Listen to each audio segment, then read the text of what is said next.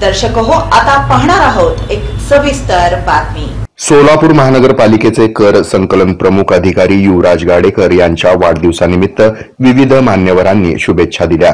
त्याचप्रमाणे the news plus चॅनलच्या वतीनं चॅनलचे संचालक तात्यासाहेब पवार यांनी पुष्पगुच्छ देऊन युवराज गाडेकर यांना वाढदिवसानिमित्त शुभेच्छा दिल्या।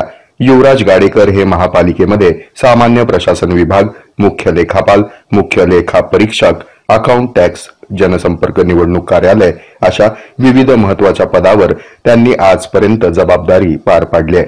सध्या ते कर आकारणी संकलन अधिकारी म्हणून कार्यरत आहेत। त्यांच्या वाढदिवसानिमित्त त्यांच्यावर शुभेच्छांचा वर्षाव करण्यात आला।